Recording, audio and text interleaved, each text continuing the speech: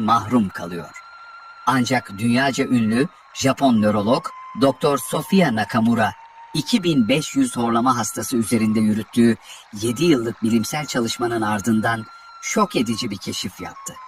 Dr. Nakamura, horlama vakalarının %97'sinin tek bir temel nedenden kaynaklandığını fark etti.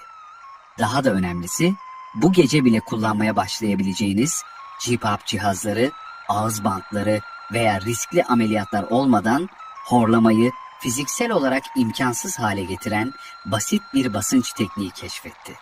Bu keşif 2 milyondan fazla insanın yaşları, kiloları ya da uyku durumları ne olursa olsun horlamayı kaynağında durdurmasına yardımcı oldu. Ayrıca kalp krizi, felç ve hatta hafıza kaybı gibi ciddi sağlık risklerini de azaltıyor.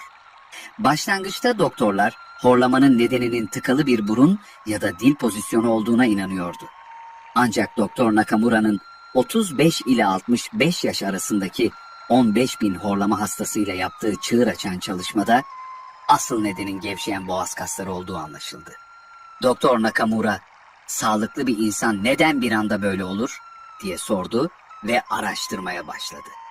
2500 horlama hastasını incelediğinde tıbbın yıllardır gözden kaçırdığı gerçeği buldu. Her şey beyni boğaz kaslarına bağlayan vagus sinirinde bitiyordu. Yaşlandıkça bu sinir pilleri biten bir el feneri gibi zayıflıyor, sinyalleri zayıflıyor ve sonunda kapanıyor. Bu olduğunda boğaz kasları tamamen gevşiyor, hava yolu daralıyor ve hava geçmeye çalışırken boğaz dokularını titreştiriyor. İşte o bildiğimiz horlama sesi bundan kaynaklanıyor. Tedavi edilmezse bu oksijen eksikliği kronik horlamaya, ardından da tehlikeli uyku apnesine, kalp hastalıklarına ve beyin hasarına yol açabiliyor. Ama iyi haber şu: Dr. Nakamura, vagus sinirini uyaran ve uyku sırasında aktif tutan gizli bir basınç noktası buldu. Bu nokta, boğaz kaslarının gevşeyip çökmesini önlüyor. Denemeler sırasında alt çeneyi 27 derecelik bir açıyla öne hareket ettirmenin bu basınç noktasını etkinleştirdiğini keşfetti. Bu, boğaz kaslarını güçlü tutarak horlamayı anında durduruyordu. Fakat sorun bu duyacağıydı. Dr. Nakamura onlarca cihaz denedi. Sert plastikler çene ağrısı yapıyor, yumuşak malzemeler ise etkisiz kalıyordu.